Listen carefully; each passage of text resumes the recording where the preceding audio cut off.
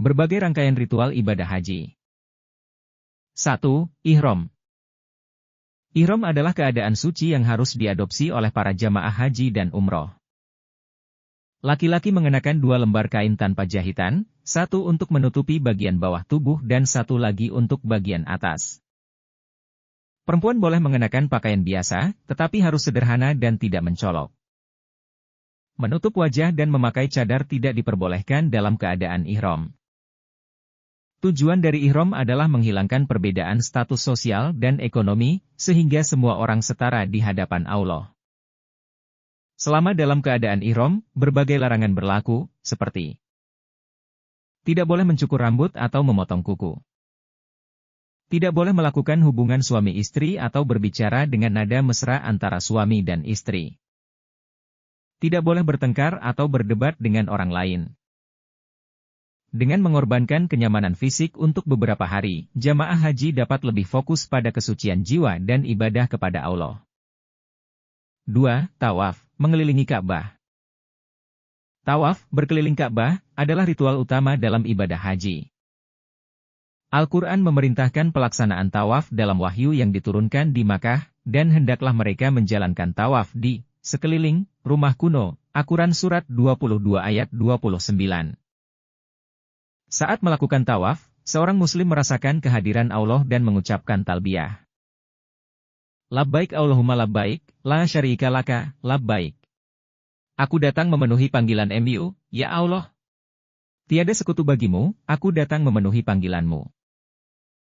Ka'bah adalah simbol tauhid, pusat dari ajaran tentang keesaan Allah, dan tawaf menjadi bentuk pengabdian yang menyatukan seluruh umat Islam dalam satu keyakinan. Selama tawaf, jamaah dianjurkan untuk berdoa dan bermunajat kepada Allah. 3. Hajar Aswad, batu hitam yang penuh makna. Di salah satu sudut Ka'bah terdapat Hajar Aswad, batu hitam, yang dicium oleh jamaah haji saat melakukan tawaf. Jika tidak memungkinkan untuk menciumnya, cukup dengan memberi isyarat ke arah batu tersebut.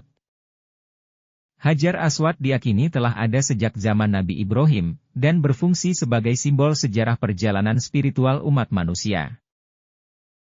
Dalam kitab Mazmur dalam Alkitab, ada nubuat yang menyebutkan, batu yang dibuang oleh para tukang bangunan telah menjadi batu penjuru yang utama. Mazmur 118:22. Bani Israel, keturunan Nabi Ishak, menganggap bahwa Nabi Ismail, kakak Nabi Ishak, telah dibuang oleh Allah, sehingga ditempatkan di tanah Arab. Namun, dalam nubuat ini dijelaskan bahwa batu yang dibuang, pada akhirnya akan menjadi batu utama dalam kerajaan Allah. Nabi Isa juga mengulangi nubuat ini dalam Injil Matius. Tidakkah kalian pernah membaca dalam kitab suci, batu yang dibuang oleh para tukang bangunan telah menjadi batu penjuru yang utama? Oleh karena itu, aku berkata kepadamu, kerajaan Allah akan diambil dari kalian dan diberikan kepada bangsa yang menghasilkan buahnya. Matius 21:42-43. Ini menegaskan bahwa setelah Nabi Isa, tidak ada lagi nabi dari Bani Israel, dan kenabian akan diberikan kepada keturunan Nabi Ismail. Hajar Aswad menjadi simbol pengingat bahwa Islam adalah kelanjutan dari risalah tauhid yang dibawa oleh Nabi Ibrahim.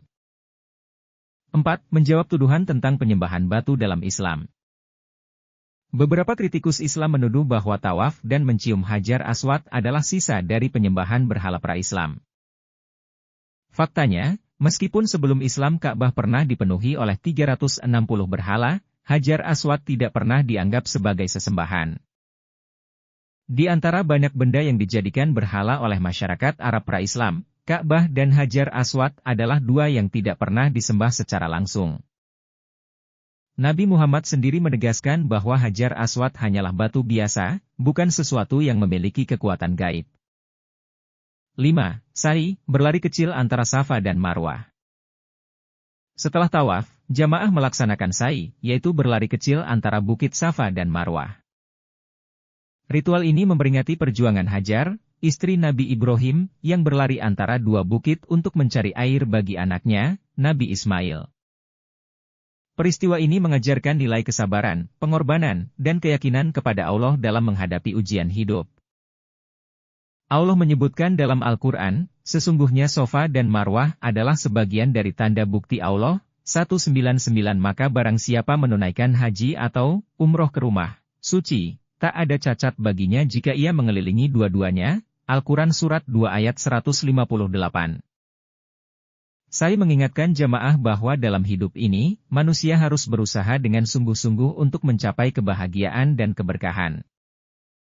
6. Melontar jumroh, simbol melawan godaan setan. Salah satu ritual terakhir dalam haji adalah melempar batu kecil ke 3 tiang yang melambangkan setan.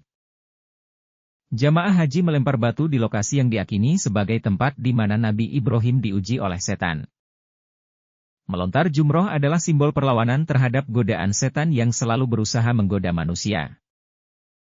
Tujuan dari ritual ini adalah untuk mengingatkan jamaah bahwa dalam kehidupan nyata, mereka harus menjauhkan diri dari segala bentuk kejahatan dan godaan.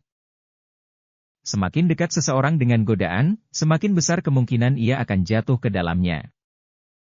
Dengan melontar jumroh, seorang muslim belajar untuk menjauhkan godaan setan sejauh mungkin, agar dapat menjalani kehidupan yang lebih bersih dan suci.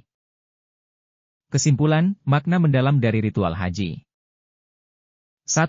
Ihram mengajarkan kesederhanaan dan kesetaraan di hadapan Allah, tanpa perbedaan status sosial. 2. Tawaf adalah simbol ketaatan kepada Allah dan persatuan seluruh umat Islam dalam satu keyakinan. 3. Hajar Aswad adalah pengingat sejarah bahwa Islam adalah kelanjutan dari risalah Nabi Ibrahim, bukan penyembahan berhala. 4. Saya mengajarkan ketekunan dan keyakinan kepada Allah dalam menghadapi kesulitan hidup. 5. Melontar jumroh adalah simbol perlawanan terhadap setan dan godaan duniawi.